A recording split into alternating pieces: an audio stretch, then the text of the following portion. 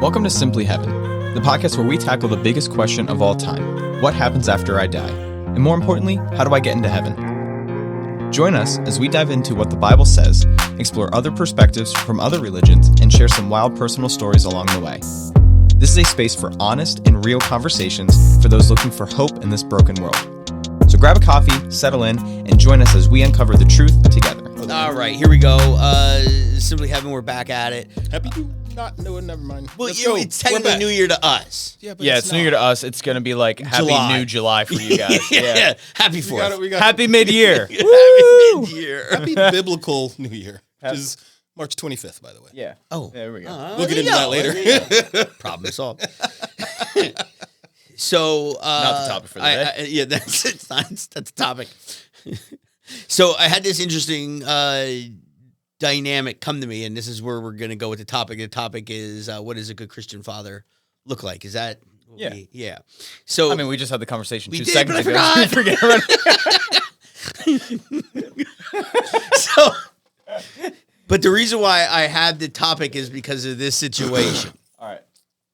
So I was at Christmas, which to us was 2 weeks ago, but to everybody else it was 7.5 months ago. But that's okay. Anyways, my mother-in-law, who I love and adore, she's just the most beautiful person out there. She said, "Well, I had a good dad," and I was just like, "Oh, that's great. I'm glad you had a great childhood, a great father." But then I said to her, "But he was a Christ father." She goes, "Yeah, he followed Christ." And I started dissecting a little bit what she was saying, and then I said, "But did he ever lead you to Jesus?" Like, I feel as a Christian father, that should be my number one and main goal, is to lead my children to Jesus. And if he doesn't do that, or if a Christian man does not lead his children in his household to the Lord, is he a good Christian dad? Because you're basically saying... To what standard? Well, see, here's the thing. So he, again, I'll go back to my mother-in-law's father, who did not lead them to Jesus. He's allowing them to go to hell. So is he a good father? Even though he made their childhood great. Yeah. So that is a good one, especially since It's deep, I think. is. Well, the thing is, as a Jesus following father, Right. you got to ask yourself, who am I going to emulate? Who are my role models? Yeah. Now, how do I set myself up for success, and what does it look like? Right. So Right. you start off with what? TV dads. You know, Bill Cosby messed that up for everybody. We thought that was the way to be. He messed it up. No. I don't follow the news. What happened? Well, you see, what happened was... And you had... I got pudding pops in the other room. No? Jello pudding pops. On cue. Still no sponsorship from Jello, but anyway. And for that reference, we probably will never get one. What? No. So here's the real question. So who's your standard, and how do you know when you get there? But because we're going But I think that's our main goal as fathers, is to lead our children to Christ. Well, we do our best, right? We do our best to lead exactly, by example. exactly. Yeah. Let's give the listeners a little context here. Yes. So each of us in the room are fathers. Yeah. And each of us have different experiences growing up with fathers. So I think, why don't we go sharing just briefly that dynamic of like what each of us, like what our experiences are, and then we can really dive into the topic more. So I'm going to start with this.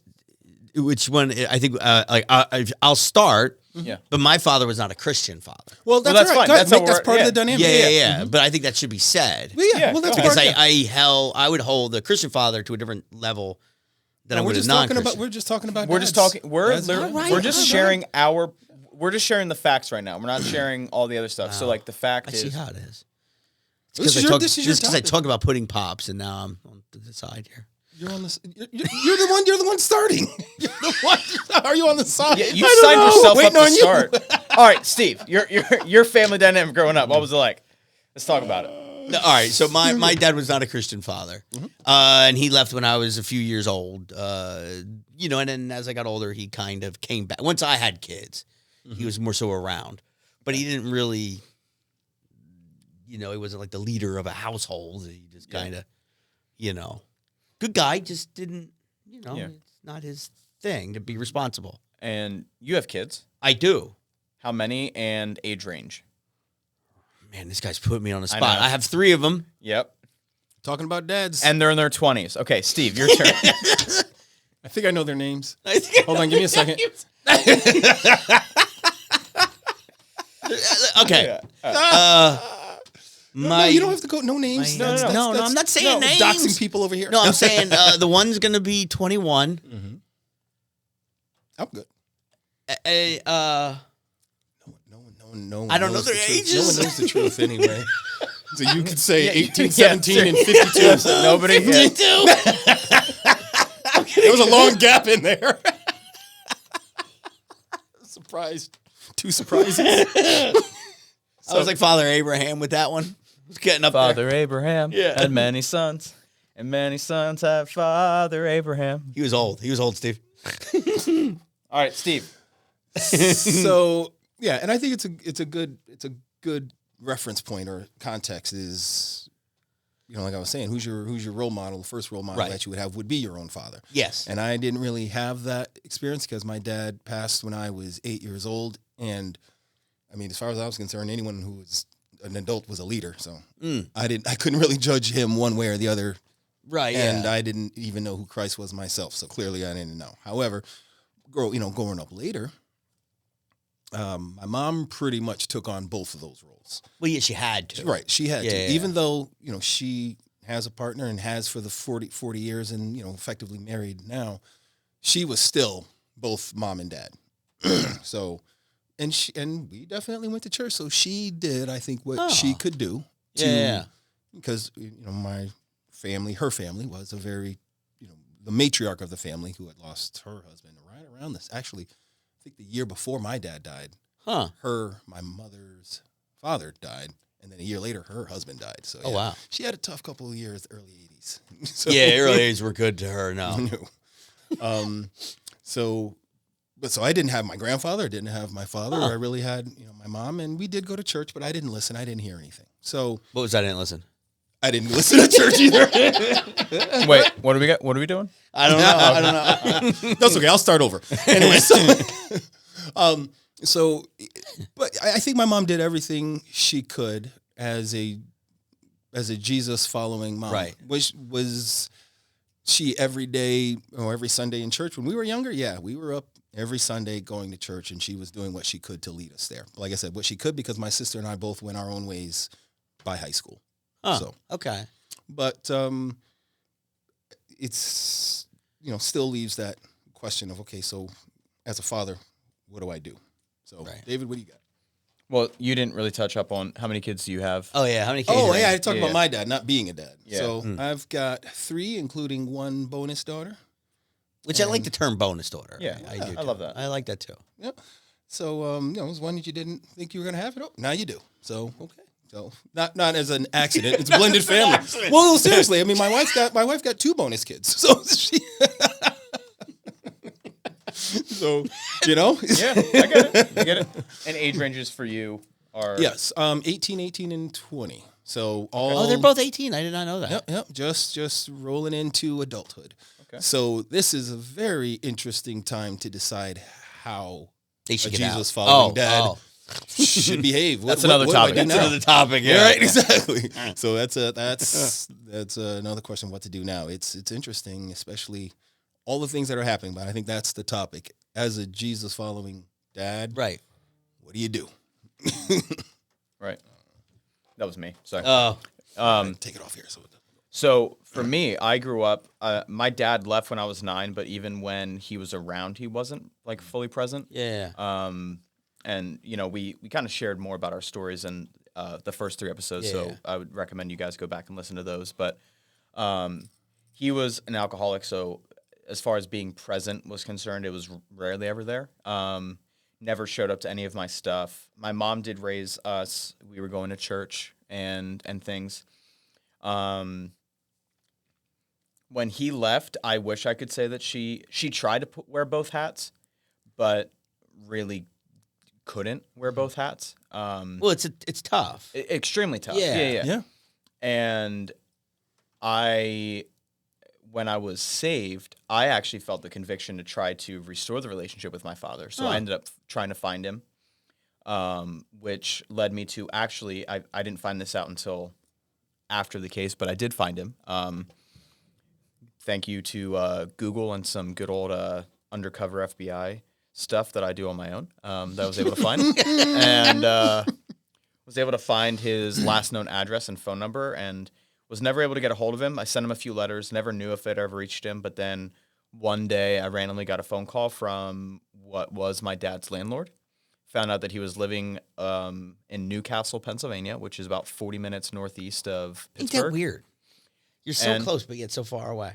And the phone call was that my dad passed. Huh. And I was the only person in my dad's phone that had anything to do with relative, because in my dad's phone, my name was David, in parentheses, son. Wow. Huh. So that's how he knew to call me, and it was a random thing. So I never had a relationship really with my dad growing up. I am the dad of 2 girls, and they are below. Cool. You got to know their ages. I do know their ages. Don't worry. A little over 1 and almost 6 for me. See how it is. Yeah. Yeah. So yeah, it's interesting because out of the 3 of us, none of us really have a complete picture of a true dad that we Yeah. had. Like my mom's partner is also, he was great to me. Well, that's There's awesome. oh, 'Cause absolutely. you don't usually hear that. Oh no. You usually hear the opposite. He wouldn't. Well, my mom wouldn't let anybody stick around if he wasn't great to us. The only downside to him, and I've met him. Mm-hmm. Oh, yes. He's a Boston Celtic fan. Yeah. Does he got an accent too? No. From Boston, eh? No, because that's the thing. There's no. Does he ever accent. lose his khakis? Where we're from, there's no. Khakis. There's no khakis. accent. There's no accent. His khakis. How he drives his car. Oh. Just khakis. His khakis. Oh, I thought it was his pants. How he's Start your going cow. out. There's no pants. When are you doing it? I had a boss from Boston. That would drive me bonkers. Khakis. Stupid accent. I'm sorry. What are you even talking about, huh? There's nothing sexy about that accent. I'm sorry. It depends. But I don't know. Mark Wahlberg pulls it off pretty well. No, he don't. How many movies does he use the accent in? Go on, I'll wait. What are you talking about? Huh? I'm from Boston, huh? Speaking of a good Jesus following dad, Marky Mark. But he's Catholic. And I think he got 3 nipples. That's funny. I think so. I think he got 3 nipples. Did you Yeah, say? I Make think him he less has of a father. Yeah, the Father, the Son, the Holy Spirit. I think that's Yeah, his name. exactly. He's got a trinity. In the name of the Father, the Son, and the Holy Ghost. That's his Okay, nipple all right. names. We are going to. Oh, we are going so far. Yes, we are Jesus followers. Wait, I have to derail this for a second. Does he use the 3rd nipple for his khakis? That's why it's pierced. Yeah. Okay, Magnetic. now Magnetic. we are all Jesus followers. Now we're back. We're back. That's the whole point of this pod, is we have a topic, So- we try to be serious, and we run all and then we over talk about Marky Mark's nipples. So I All want 3 of them. to actually ask. So Greg, I want to bring this to you. So growing up and like not having your dad around and having that rocky relationship, Sure. I know from having met now all of your kids, Yeah. to a degree, all of them love Jesus. Yes. So growing up, not really having that strong role model in your life to lead you to Jesus as a father role, what are some of the things that you did to help being a father to help lead your kids to having a relationship with Jesus? Boy, this is like on the spot. This is the topic. You should have known this was coming. But I also put like 20 topics. I know, and this is one of them. And you are a perfect one to go and say this because your kids are older than all of ours, and they're doing their thing. So They are doing their thing. How did you do it? There was a lot of drugs in the pudding pops. Oh God! And the pudding pops. Wow. Well, first of all, I didn't want and this was the other topic was about white people that I can't stand, but that's okay. We're not going to go there. But apparently. not yet. We might in this answer, right? So you go to church, And I'm really proud of both of yous for this particular reason, is because I go to church and I see a lot of women there by themselves. Mm. And I don't ever, it's very often you see a man without a woman at church. Mm-hmm. Like you're the exception. Oh, it's very rare, you mean? Yes. See a man by himself. Yeah. I would say it's more so like 9 out of 10. It's the woman there with the kids at church. Yep. And the man's at home. Yeah. So I did not, again, I'm going to go back to my mother-in-law goes to church by herself. And I know a lot of women that are like that. But I did not want to do that with my wife. I wanted it to be, even if you're not fully engaged, at least just act like you are. Mm-hmm. You know what I mean? Yeah. And so that was I had a couple rules, and one of them was that don't just be together at church. At least that's that foundation, and don't talk smack about it. I'm not a big fan of like, hey, we go to church and then, I knew he was going to talk about this and I really like this. And you know what I mean? Just make it positive. You mean talk about the actual establishment of the church? Like I didn't like the music. I didn't like that message. I didn't like the way you said this. Yes, okay. I guess I should have, but thank you. Yeah. Well, that's because I know that a lot of times I gets in the way of being together at church and listening to a message and talk about, wow, that's an interesting thing that he said, as opposed to, and I did, it's cold in there. And I don't like the gossip of like, oh, they came to church this week. You know what I mean? Yeah. Like, you just see how she talks or he talks. Mm-hmm. But I don't care about any of that. Mm-hmm. That's just stupid surface BS. Right. The other thing I do with my kids is I talk to them how I talk to anybody else. Mm-hmm. I'm not like one of those like, I got to cover my language or do this. No, I'm just kind of black and white. This is who I am. This is who I'm going to be. I'm not going to change up. And, and I think a lot of dads do that, especially when they meet their kids' friends. They really want to like, hey, let's get in the backseat of the car. I'm the cool dad. Yeah, I'm the cool dad. We're going to go to the Cheesecake Factory. No, we ain't doing that. We do love the Cheesecake Factory, by the way. We do love No, I do not. No, because you know what it is? My wife gets the same cheesecake every time we're there, and it's always a nasty flavor, and I don't want that. Which one is the one? I don't know. You get a slice. You get your own slice. You can get your own slice. I don't go to the Cheesecake Factory. She goes to the Cheesecake Factory, brings home the cheesecake. Oh, the whole cake. No, a slice. Oh, the slice. Gotcha. Oh, yeah. Well, they got one for everybody. Yeah, but she brings home the nasty one for me. Well then, so what you're saying is you. I was honest with my kids. I just kept it real. Yeah, and like we vibe you wanted to make sure that you were present at church as an example. Yes, and like this is this is not something you do, and I think that's one thing that hit me too is not just. I think when I started up. Whether the kids, I think I started off when my first marriage with our kids is we're going to kind of leave it open to see where their heads go, but we definitely would bring them to church. Of course. So that became a habit for them. Yes. So You go to church, but goodness, that didn't really start in earnest like a lot, probably until when they were old enough, I would say, to not be a pain and to hear something. Yeah. They were mostly in kids' church and things like that. And when they got old enough to be like, this is boring, we're like, okay, that's great. Because you're paying attention enough to know that I don't have to listen to this or I'm not engaged in it. So we found a good church. Well, I think the other thing that a lot of so-called Christian fathers do is they take your kids to church A and then they don't see something. Oh, I don't like it. Now we're going to go to church B. And then something there happened, and then we're going to go to church C, and then so forth and so forth. And there's no consistency. Yeah. No, there's no perfect church. No. Right. Well, there's a perfect church for your time. Right. For your time of life. Like we had a good Don't make church. it negative why you're leaving. Yeah, exactly. And that's why we moved, because the kids got older. Yes. And wanted to be fed better. We as adults, we could be fed by the word from just about anyone, anywhere. But the kids, they need to have something that's going to be at their level so that they can pick up on it and use it. And so when that ended, I want to say a horrible joke right now, but I'm not. When that ended, that's when we started looking for another church where they were engaged, and that was perfect. But the thing is, it was part of it became a habit for them, but we kind of let them do their own thing because you can't force somebody to love Jesus. You can't drag anybody into heaven. You know, Yeah, that's but a valid point. You give them, you can introduce them, Yep. and then nurture that, and that's pretty much. Well, that's the fruits of the spirit. Yeah, exactly. Just here. This is, And I think one of the hardest things, I don't think just for a Christian man, but any man, is to say I'm sorry. Ooh. I think that's a hard one to do. And say, look, I messed up. Well, that's the first thing. Do you have any stories about that? Oh God.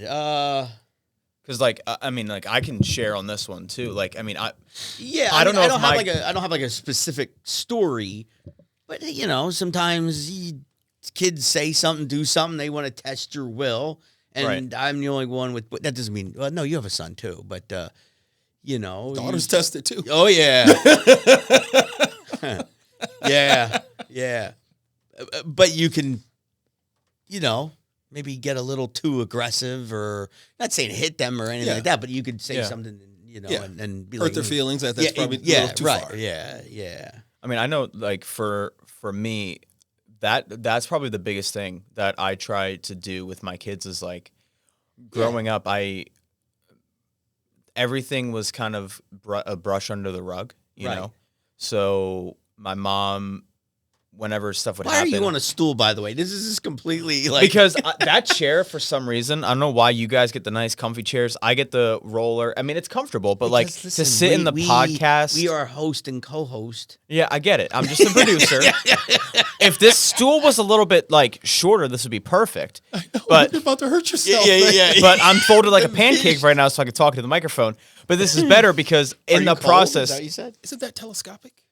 No. So no, because that chair, every time I move, it just goes. Yes. And I was feeling bad for the it listener. does, it does. So I now know, I you can. know, yeah. Do you want me to get you a nicer chair? Is that what you're asking? I mean, kind of, but I mean, hey, I'm not gonna beg and plead for it. Beg, not plead. Yeah, beg, not plead. Yeah, right. Unless he has to. But for me, one of the biggest things that I've realized is I don't want I'm in this situation right now where I don't get to see my daughters all the time. Right. In fact, I'll only really get to see them a few days, my one daughter 2 days out of the week and my other daughter 4 hours a week. Mm-hmm. And for me, I don't want the time that I have with them to be, I don't want them to not like the time. I don't even want them to feel like it's not enough time. I want them to feel whenever they get to spend time with me, they get to, enjoy it. And Sure. I know that there was one instance in particular. I had my daughter, and we were visiting one of the shops in town, and she was like, "Daddy, I'm ready to go." And I was like, "Okay." So I was we were saying goodbye to the owner. I have a good relationship with the owner. Yeah. And my daughter just walked out the door, and shut the door. And then I got hit with panic and fear because this is on a 4th Street in Hamburg, which is a little bit of busy. Yeah, main drag, yeah. And I didn't see her right away. And I was like... Right, your reaction is to... And all she did is she went outside the door and then just stood by the door, but it was you couldn't see it. So when I come out, my voice was stern. Of course. And it was elevated. And immediately she starts crying. Oh. And in that moment, I was like... I didn't be like, okay, well, what you did was fine. I'm sorry for his voice. I was like, sweetheart, I am so sorry. Yeah. For how I responded. I said, I also want you to understand, you can't just walk out of a room like that. Right, yeah. There's people everywhere. There's people everywhere. And I said, we were going to leave. I was like, so just stay by me. Yeah. And was able to turn that situation into, what started as her very emotional, very upset, feeling like she did everything wrong to a moment where I feel like bonding was able to happen because we were able to talk about it. I apologized for where I was wrong. And then she was like, I'm sorry, I won't, I'm sorry that I left. I didn't mean to, I was like, I get it, you know, and we had that conversation. And that's one of those things that I want to just continue to instill is I don't want her to ever grow up thinking putting me on a pedestal, I was perfect, because all that ever does is whenever we put somebody on a pedestal is we're leading them to fall. Mm-hmm. And I want her, if I were to die today and my daughter is going to give a speech about me at my funeral, I would want her to say that I wasn't a perfect man. Which I would back, by the way. Yeah. You know, like Here. yeah, like. But I think that you can. I think in any relationship, though, when we look at it, it's not the people that we look up to that we hold near and dear to our hearts. It's the ones that we are able to go back and forth with, and that bond we can, because like those moments are where true bonding really happens, right? I agree. And you know what I would say? One of the things that I think I took most of my parenting advice from my mom, because that makes sense. Well, because she was the main parent. She's the but main. Not only that, she had to play both roles, right? Right. So in general, I read this book one time, and a character, his daughter got kidnapped, and he was all distraught, whatever. And the mom, the daughter's mom, was also. It's all fiction, by the way, and not just just tuned in. But and then the mom in the book was also very distraught. So they hired someone to come and help find their daughter. Sure. And she was speaking to him, and she said her husband was so upset because fathers, when they have children, they deal with them always looking toward the future and their future needs. Like, are they looking to how they are going to come out? Whereas mothers look toward the immediate needs. Not what they're going to be, but what they need right now. And those are two very different focuses. And you end up engaging with your child very differently. For example, your child comes in crying for some milk, you could say, "Oh, okay, here's some milk." Whereas a dad will come in and when she comes in crying for some milk, no, you'd be like, "Whoa, what's the matter? I want some milk." Okay, that's not how you ask for milk. If you want milk, you don't come screaming in that. You do this because I'm planning for the future, as opposed to, "Oh, you want milk? Here." You know what I mean? I like that. It's a very different kind of approach, but there has to be a middle ground. And so what I thought about, even as I was kind of starting out as a new father, is like, there needs to be an authority.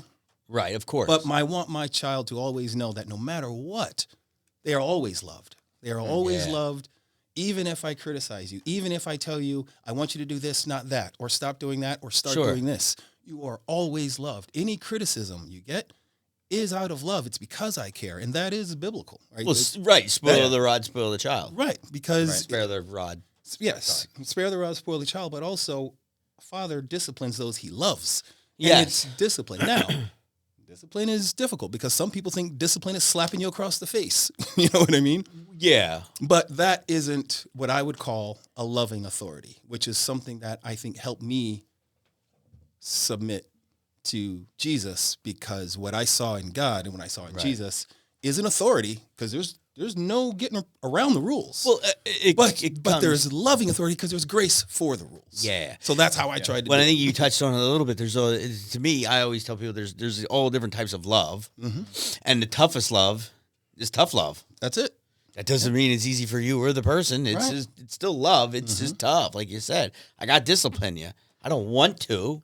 But I love you because I have to. If I don't, it's not going to be good for you going forward. Yes. But having the focus on going forward and what you need right now, I think that is ultimately why we need both the maternal and the paternal to influence us. Yeah. Because there's a happy place. There's a medium where it's either you're too stern or you're too forgiving, just like churches, right? Sure. Church is full of grace, church is full of truth. Too much, too little. There's, even with parenting, I think you gotta find what works for each child. So when you have more than one child you might need to yell at every time. The other one, maybe not. Now, when we were talking about, how we have our relationship with our kids. That stool, it just cracks me up. Like, now, at least the mic is a little taller now. Yeah, I put the mic on the mic. See, listen, my mom always said I should be an engineer. I don't know if I go that far with that. I don't know. I think this is very ingenuitive, if you're asking me. Ingenuitive. That's definitely ingenuitive. So what you're not seeing is David on my I think it's my Pac-Man stool. It's not Pac-Man. It's just Pac-Man. Yep. Pac-Man stool, which is backwards because Pac-Man is being chased by a ghost, and Pac-Man himself is not a full circle. It's a little weird dynamic, but hey, we'll let it go. I didn't think it was a full circle. What do you mean he's not a full circle? Doesn't matter. Never a full circle. He ain't full circle. No, he's never a full circle. He has his mouth open all the time. Yeah, but he's hungry. That's his mouth, and now he's got legs. Yeah, that's not a Pac-Man. No? Nope. That ain't supposed to be. Wow. Pac-Man is in the sea. Pac-Man is But the why sea. he Pac-Man's yellow? the sea. Why he yellow, though? He's a yellow ghost. Yeah, Why and he then ye- he turned There ain't no blue. yellow ghost He in Pac-Man. can't eat the ghost until they turn blue. Right. Right. He's not out of the box yet. He's not. Yeah, there you go. That's a ghost that has just been eaten. He's got to go back and get reconstituted, reincarnated before he gets eaten. resurrected. All right. Yes. All right. Keep it biblical. All right. Reincarnation biblical? Is that what you just said? Only for Jesus. That's No, resurrected. He No, he wasn't was reincarnated. reincarnated. He was resurrected. He was They go get resurrected. Yeah. So when you guys were talking Kids are messed about, up. Sorry. Sorry, kids. Pac-Man was not resurrected. He was not. no matter how much reset. Factory reset. All right. So speaking of resets, we're going to reset back on topic. This is why you produce. Exactly. Welcome back to the program. Yeah, welcome back This is why to he this. sits higher up on the throne than That's us. right. That's right. See, now you know why. you know Speaking why. of the throne. Uh-oh. Oh, yeah, see, it's got the throw. I thought we had a flush button. I don't know what we have. I just know we have a glittery button. Glitter and applause. Glitter and applause. And a bunch of other ones. But Yes. so we talked should about, change those, by the way. we Gotta get did, software. all right, back on track. Yes. So Again. you guys talked He's like our about. father figure. I am. Look at that. He's our loving authority. Yeah. The one that's young enough to be your son is,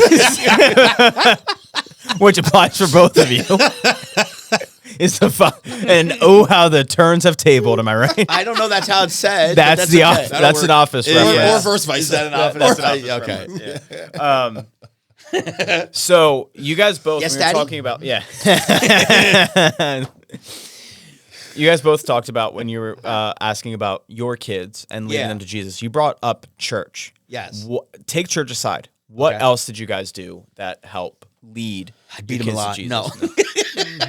Because I think for a lot of parents, Christian parents, and this might not be the majority, but I would say there's a good percentage. In their belief, it's like, okay, well, we just go to church on Sunday, and that should lead them to a relationship with Jesus. But that's not the truth. There's things that a kid should see from their parent. So what were some of those things? Yeah. So for me, it was I'm not going to show you things that I'm here just to show you. I'm doing these things for myself. And if you see it, that's great. One is for me, I'm in the Word every day. When I wake up and I make breakfast, I listen to my Bible app. I do a year plan every year, and it's just on repeat. And he tried to get me into that. I got pretty. What did I get? I got like 72 days in one. I have no clue. Yes, Well, so you yeah, do. yeah. You could see each other. We were racing for a minute. Yeah, and then we both took a break, and Yeah, then it and- became like 4 months. and then it was like, The 2 he was on again. I'm Yeah, catching exactly. We're gonna catch up. The became 2 competitive. months on a 4 month off plan. All Yes. right. Yeah. But Yeah, but so every morning, and my kids and wife can attest this, every day, I wake up, I listen to my Bible app, and then I listen to music, and I make breakfast, and it's loud. That's how I like it. But that I would do that if I was alone. Mhm.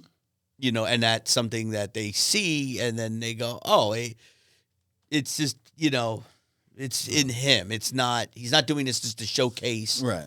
And I think that's where it comes in with the dad that's like, "Oh, let's go to the Cheesecake Factory." Yep. Yeah, that's a dad that's pretending to be something he's really not.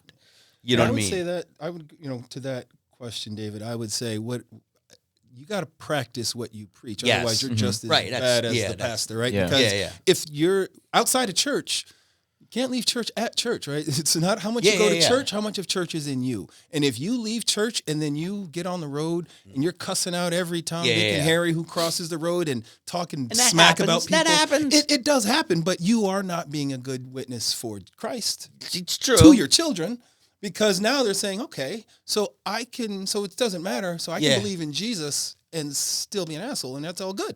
right. right? Yeah. Yes. Or that's why I like to use the term a Jesus follower, because I'm not just following what Christians say or what's Yeah, yeah. Christianity. What did Jesus do? How would Jesus handle this situation? Well, there's that picture of here's all the people that believe in Jesus, Yeah. and then here's the people that obey. right. You know, exactly. And it's a lot That's less. a subset. If you look at the Yeah. the sections of how you could look at all those people, but Yeah. that's what I mean. So I used, and I actually told one of my friends this. He was like, I didn't have a good dad. Actually, no. He said my dad was a he said he was a very devout Christian, but he was very fundamentalist. And so he was super strict to the point where his son... He alienated. Yeah, well, his son never really thought he said, well, I guess I'll never I'll never get saved. I'll never be good enough.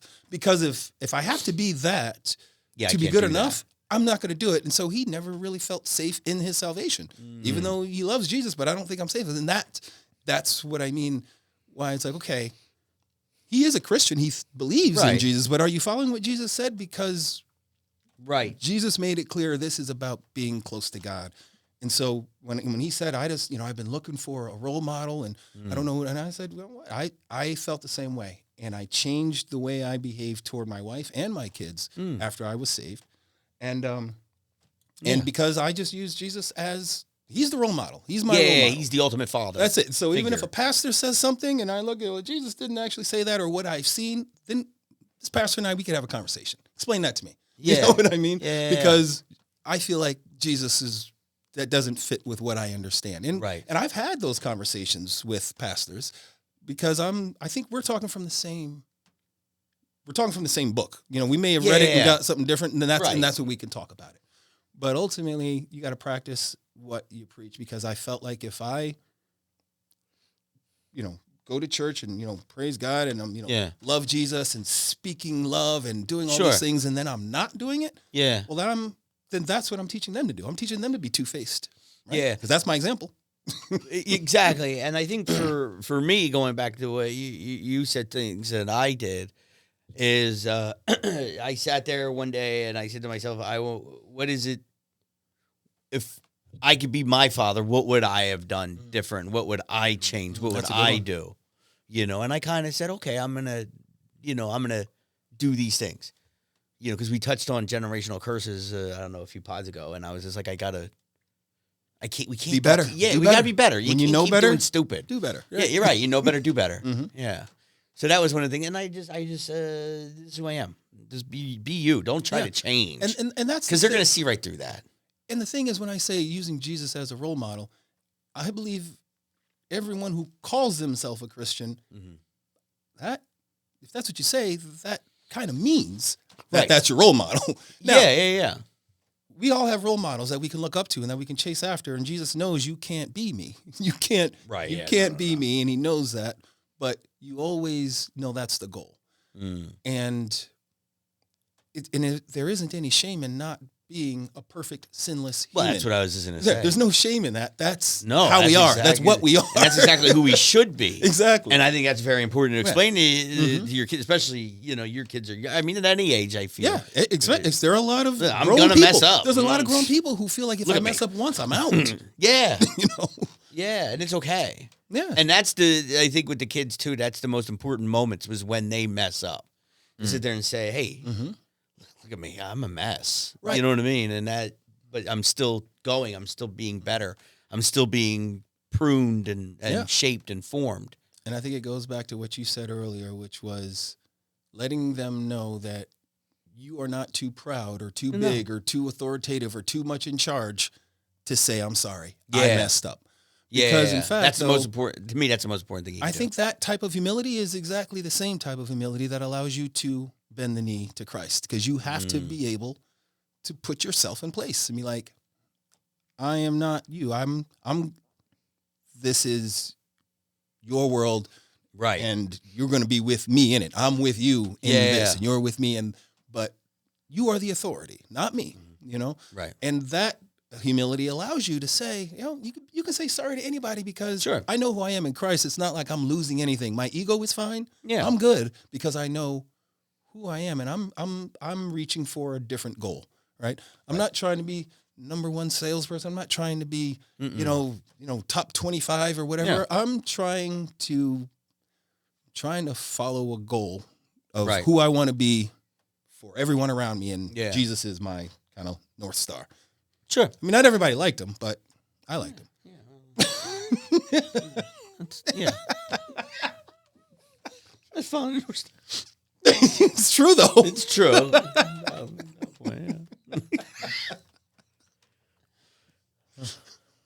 You seem very like you're just staring now. I was listening. Oh, well, that's good. So who was your role model, David? as a father, how do you gauge yourself to say, am I doing this well? Like something made you apologize to your daughter. Now, it could have been you didn't want to hear it from your ex, because believe me, I know that's a lot of times like, oh, no, let's keep this right here. Well, I think any woman in that situation, when you yell at the kids, is always their first reaction is to defend them, even if they're wrong. Yeah. that is the yin and yang. Yeah, of, you're right. Of the thing. Yeah, of a relationship. Yes. You know. So I never had like a strong father figure in my life, because all the men that my mom would bring around ended up pretty much doing the same thing to me that my dad did, being an abusive alcoholic. So she had a type, I'm assuming. Yeah, she had a type. And for me, I never really had the better role model. To a degree, I mean, my junior year of high school, I lived with another family. I got to see a little bit about how they parented their kids, and they were definitely not perfect. They weren't believers. I don't know. Right. I think they're coming around to it now. This family, but but there was a little bit of a difference, because in that moment, in that season of my life, I was able to kind of see a little bit of a difference, because at that point, when it came to like scolding kids, like when I was with my mom and my sister, I mean, there were screaming matches, it was smacking in the face, it was a mess. It was a mess. Yeah. And in this household, there was barely any times of like complete arguments. Like there would be arguments, but most of them were like never really raising of voices. It was just like you just told. It was like if there was disappointment or vibe, like and I had it too. Like times where they parented me when I was living with them. And I always appreciate that, and it was always conversations. And I think there's parts of that I look back on too. But I think even bigger than all of that is, I think when you aren't just a believer in Jesus, because, and I was going to challenge your statement on that a little bit, because even the demons believe in Jesus, so that doesn't make them Christian. I didn't say believer, I said follower. You said... Okay. I don't remember. I said Jesus follower. If I said something else, I meant follower. Okay. Do you want me to be the authoritative father figure here and I will admit and spank you both? No. Oh wait, now we're talking about spanking. Hold up, wait a minute.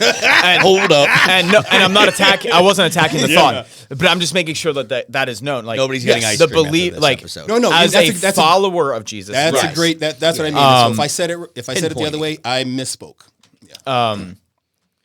As a follower of Jesus, having the Holy Spirit living in, I think in that moment I was convicted, because I see my daughter crying, and it gave me a second before I continued. In that moment, I sat back and I realized, okay, so I did raise my voice. I did really abruptly, and I mean, I came in out of a spot, scared and out of panic, and in that moment, I came in hot, right? And she was able to, and I think what we sometimes as parents can neglect is like even just how early on kids pick up on the sixth sense of things. Of course. It's not even all the time what we say, but it's how we say it, the environment, the energy shift of how we approach a situation, and like they feel that. And she noticed that right away. And as a child, getting overwhelmed with all those feelings and emotions, she now is putting that whole burden on herself. And me going through therapy and having to learn, like when I look back at myself when I was 5 and seeing all the chaos growing up, I put all of that weight on myself. And I never had somebody to say, no, that's not your weight to carry. So I'm like, I think all of those things in one come at that conviction in that moment. And God just was like, hey, there's a learning opportunity here for her, but there's also a learning opportunity here for you, because you reacted out of fear. Right, which is normal. But now that we're here, it's how can we take this moment and can it build how can we take what seemingly looks like I'm on one plateau and my daughter's on the other one, and now how can we build that bridge of the understanding to grow the relationship and to bring those two separate things closer together, of course, so that there can be unity. But here's the question then. So in a sense, your natural reaction was to panic and like you said, come in hot.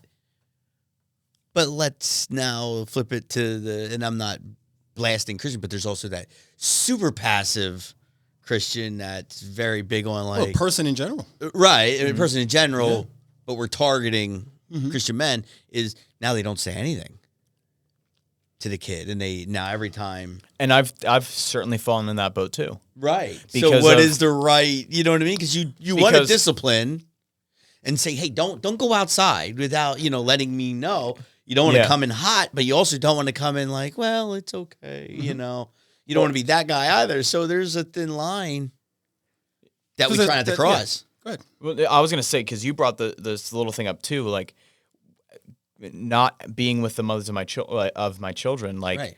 I've felt the tightrope that I felt like I had to walk on too. Because again, I don't get much time with them, so it's like if I'm too strict on being the parent role in the short time I have, it's like. The last thing I want is for the last thing I want is for my girls to then come and then be like, oh, well, all dad does is like scold me or correct me. Yeah. But then on the other end, it's like, I've already had it too where you don't want her walking out in the street. Right. But I've also had it too where like the moms have basically said that my daughters get to be on a field trip with me because it's like all fun time. It's all fun time. Yeah. And it's like, so I'm in the boat of like, okay, well, I don't need to go out of my way to parent if there's not an opportunity, if like not necessarily not parent, but like it's hard to be a disciplinarian. I don't have to go out of my way to be a disciplinarian if there's not an opportunity. But if the opportunity presents itself, like this yesterday, for instance, my two daughters I'm with them. We're at the park.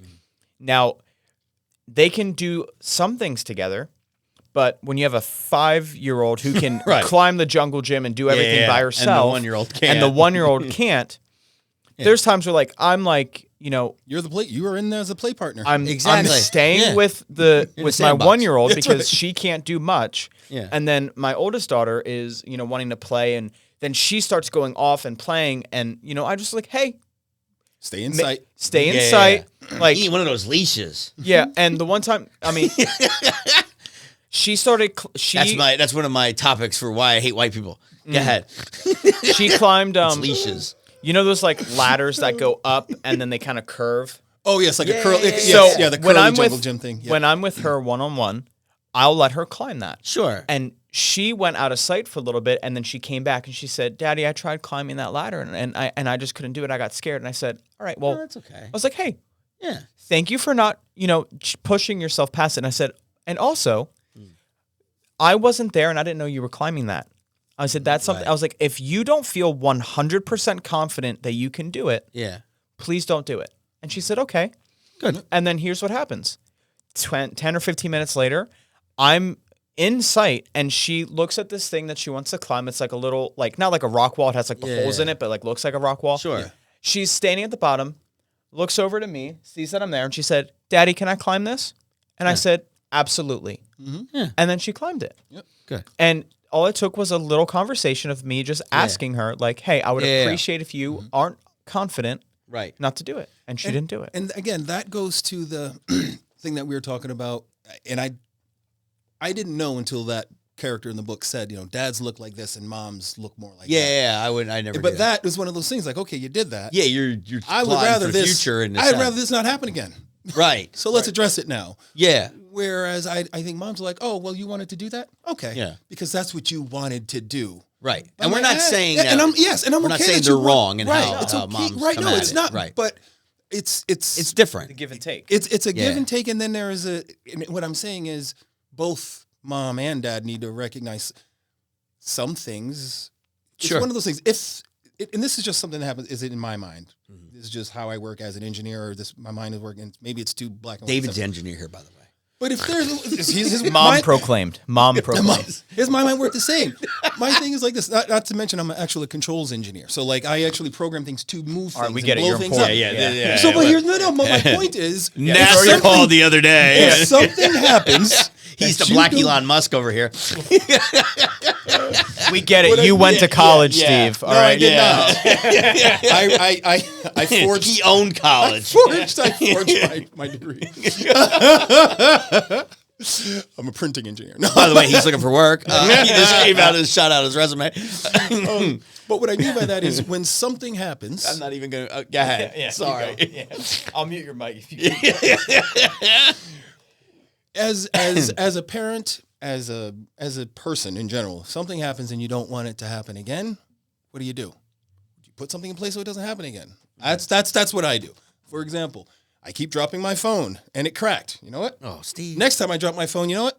I'll put a case on it. Maybe it won't crack because I'm going to drop my phone again. You're going to drop it. So I'm planning ahead. Or maybe I should just get an iPhone because they never break. I mean, they're yes, that's true. That is true. Oh, caseless. You go naked. Oh, are you really? Yeah, I can't do cases. Just don't fit my pockets well. I don't know. Oh no, I got a case. Yeah, he's wearing skin tight jeans, man. You know, he's yeah, got that's that true. butt pop. Yeah.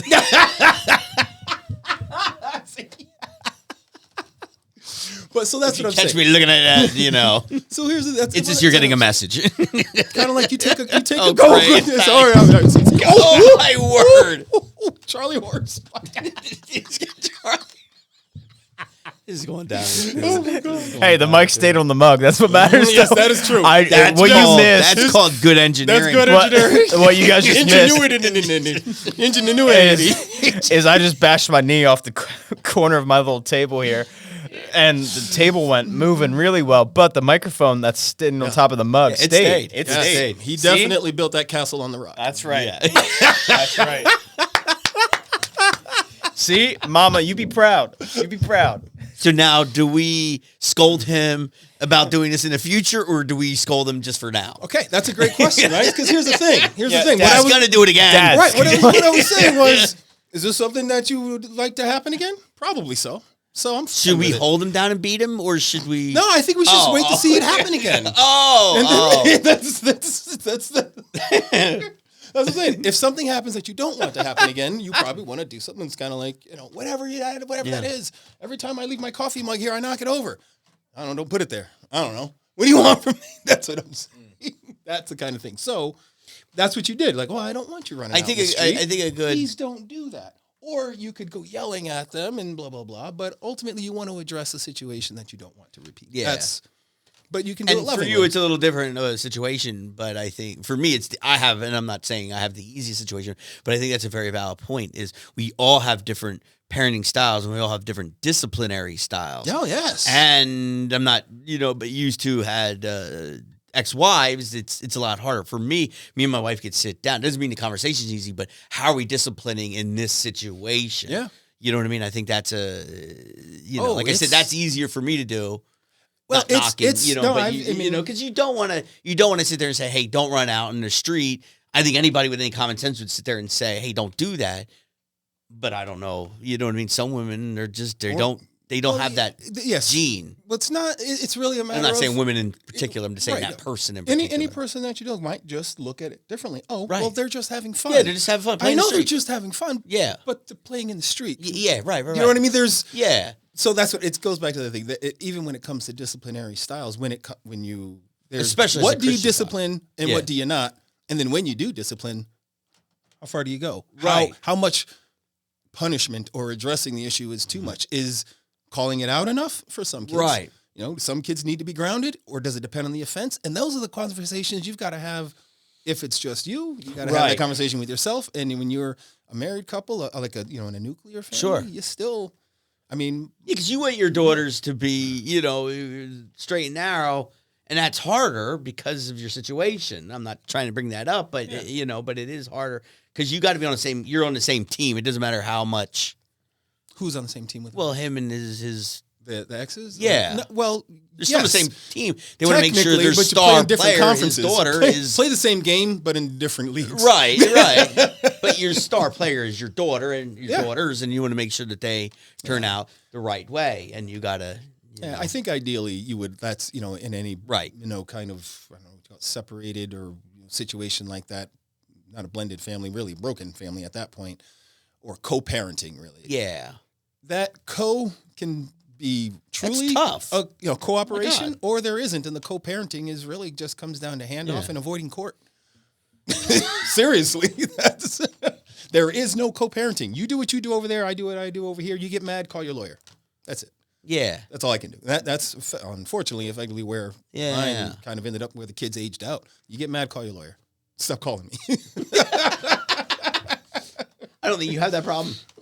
No. Knock on wood, not yet. Yeah. But yeah. And she did. Shit.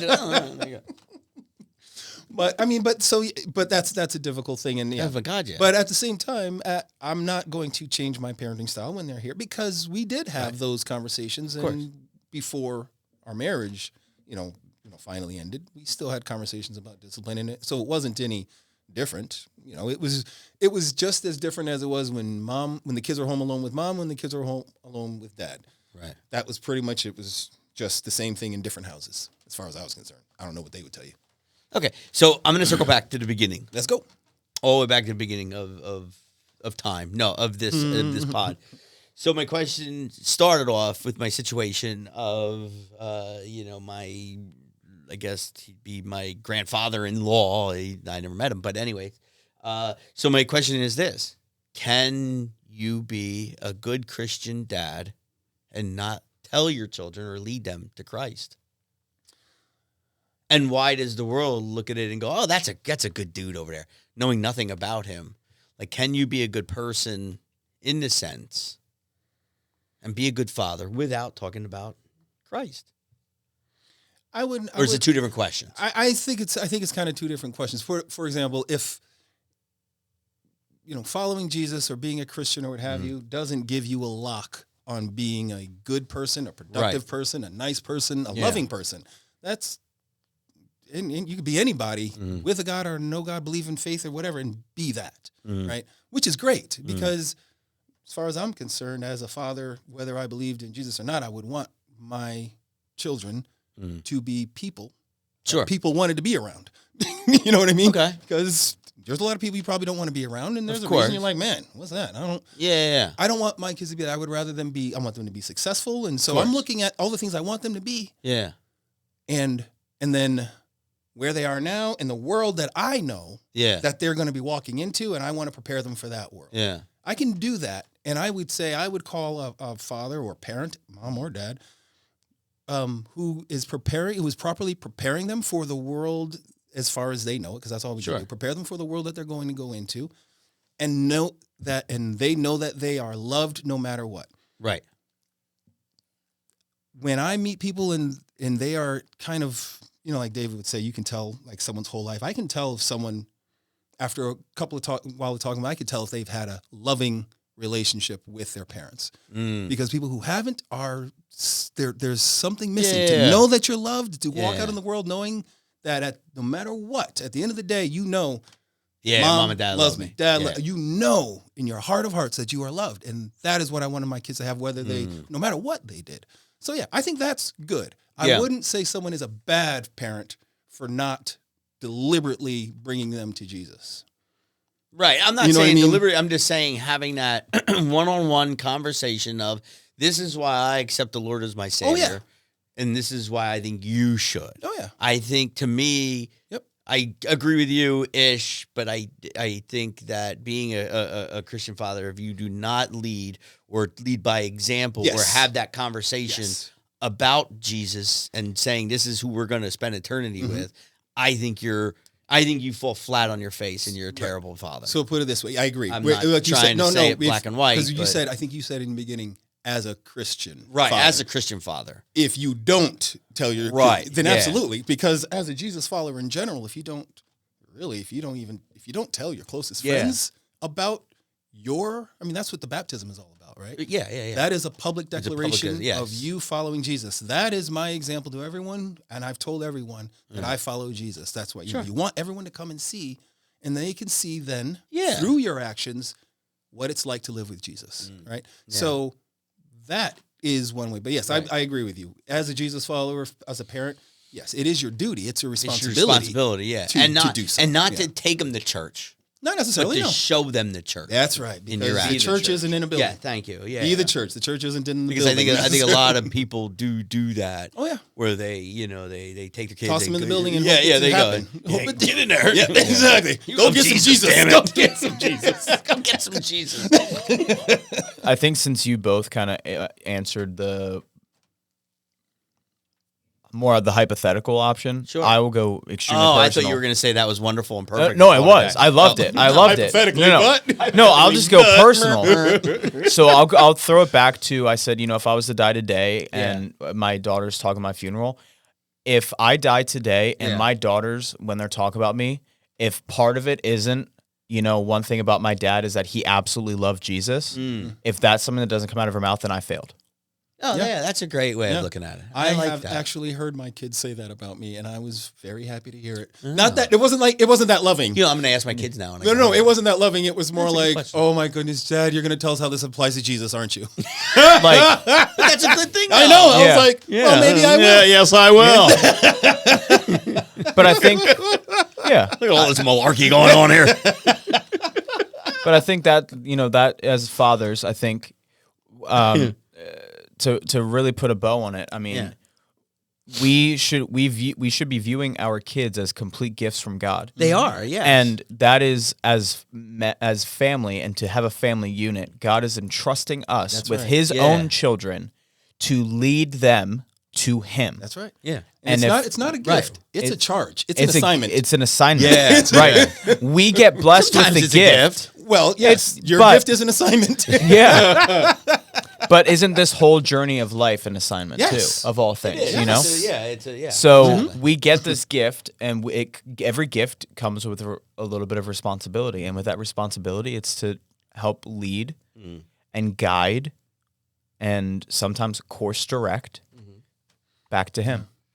Well, I think And- it's so true, and then we'll do our thing. But I think it's so true because you look at these Christian families, and then you sit there and say, "Oh, look at the kids." I hear that often, And that's really common with and I'm not saying that I know, but I mean, we shouldn't, but we do. well, everybody's got. I mean, I don't know. I don't know what age kids are we talking about. I mean, but also 37. Yeah, that's what I'm saying. What are we talking about? You know what I mean? But you do. I think a lot of Christian people do. But you also never Like, know. You never know where somebody is. I know, but you never know where You don't somebody want is on their to. walk. Well, You then don't want don't. to. I'm not. But you do. And it's That's you going to lead do. into our next topic. Oh yes. That Should is- we judge? Oh, we got. That's cool. Because we I can. guess we you're gonna have to can wait crack until it. next week. Yeah, we'll Yes, segue. we're to gonna find have to out. wait until. All right. Do you have the any next finishing? I'm sorry. I cut you off. episode. I did. You did. I think I did. Yeah. See, I'm apologizing. That's making me a bigger man. Yeah. Well, no. I'm never going to be a bigger man than you because I can't be 7'9". But spiritually, Oh, I don't think I was saying anything important because I don't remember what it Oh, was, that's and it wouldn't be the first time. but what's okay? So we'll. I think this. Yeah, and we could keep going on this. Yeah, I mean. So yeah, I we mean, could. was that what you finished? Yeah, that's what I'm finishing Yeah. with. Yeah. Yeah, I would say, coming back to when I thought about and when I even think about how to discipline my children, what I would consider or how to come at anybody if I have an issue is when I have authority is Sure. being a loving authority, because that is how I see God and Jesus in my relationship with the Father. Is He is a loving authority, an authority no less, but He loves me. Yeah. Wants the best for me, Yeah. no matter what Loving I authority. see. A loving authority. Loving That's authority. I like that. and Yeah. you With gotta that, figure out what that looks like for you. Yeah. I know we have a mantra. I just don't know it. Shall I? We're gonna remember it this Go time ahead. so we can all do it. We can all do it in harmony or like in ba ba ba ba ba ba. No. All right. I don't know any of it. I think it's like love. Go ahead. If you get the first one, then Oh, we'll go man. down. Yeah. You got it. You go ahead. You start. Love Somebody who. yourself. Love you. No. Love each other. Love the sky. Love the Lord. Let's go with love God. Love God. Love people. Oh, Do something. do something. Until next time. Thank y'all. Thank you for joining us on this episode of Simply Heaven. We hope this discussion has sparked your curiosity and provided some comfort in this often confusing world. Remember, this podcast is all about honest and real conversations, and we encourage you to reflect on your own beliefs and experiences. If you enjoyed our chat, please consider sharing it with a friend or leaving us a review. It helps us reach more people seeking hope and understanding. We'd love to hear your thoughts or stories, so don't hesitate to reach out to us on social media. And remember, the journey to understanding is just as important as the destination. Stay blessed, and we'll see you next week on Simply Heaven.